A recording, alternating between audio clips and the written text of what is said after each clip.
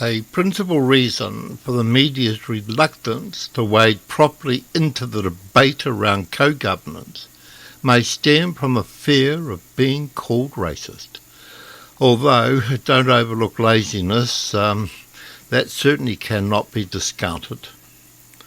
The Three Water legislation is devilishly complicated, and perhaps deliberately so.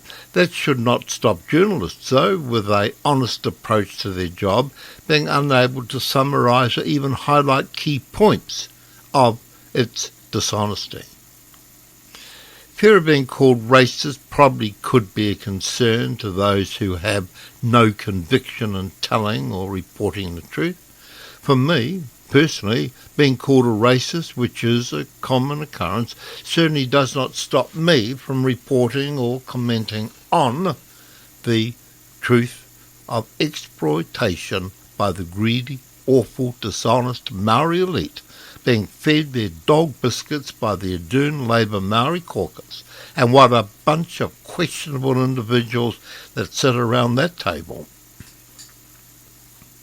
Being called racist by that mafia gang or their supporters does not worry me one little bit, given that Nanaia Mahuta herself has alleged racism to be the motivation for much criticism of the Three or Five Waters, including the entrenchment debacle in which she was intimately involved, and of the various government contracts granted to her husband, her nephew, and even her niece, and her sister fits in there somewhere as well.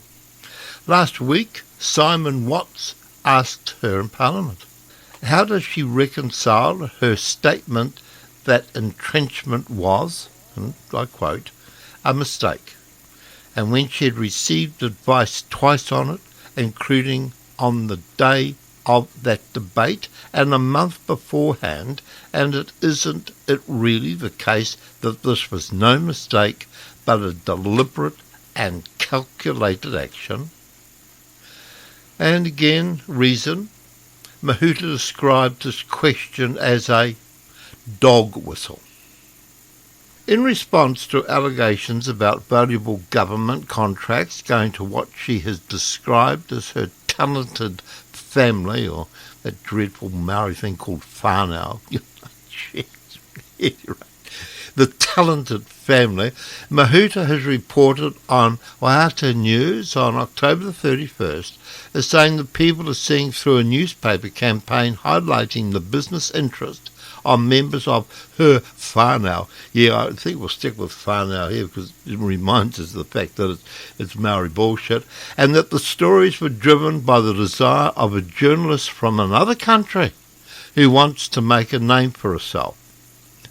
Now, that Australian journalist tried to make a name for herself here in this crazy little badly administered land called New Zealand? I don't think so. She has a following of millions worldwide.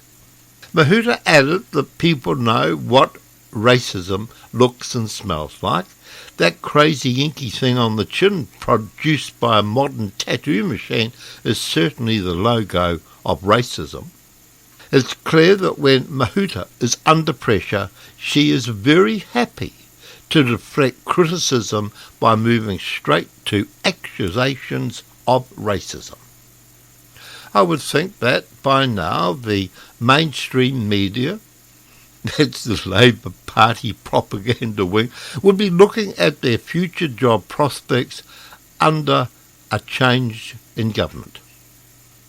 The feeling now being expressed even by people not particularly known for any political outbursts, we've got at least another 11 months of you guys before we can vote you out, and frankly it's got to the point where a lot of us want to do that right now.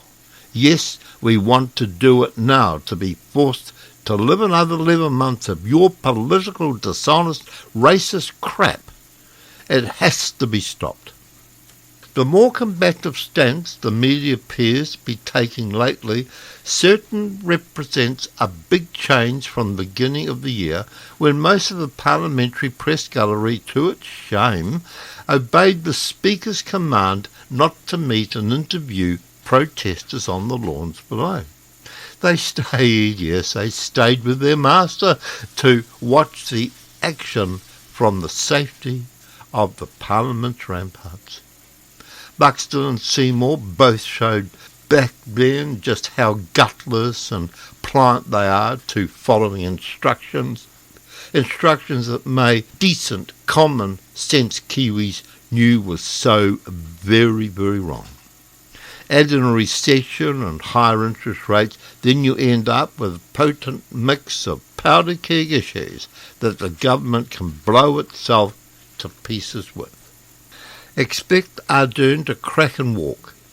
She doesn't have the fortitude. She also knows that any plum job at the UN has also slipped from her grip because her abysmal failure of being the Prime Minister to such a rebel, and the disaster she is allowed to take hold and observe how the average New Zealander has been removed from the basic decision-making.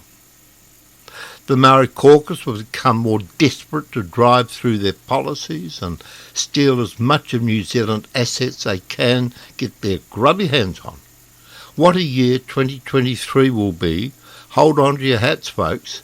Those who still believe the Maori Elite are honourable, honest and well-meaning, oh boy, have you got a wakening coming.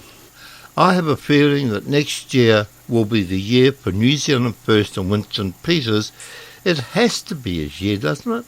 Particularly when drop-kick Luxton is proven to have no guts or able to get real.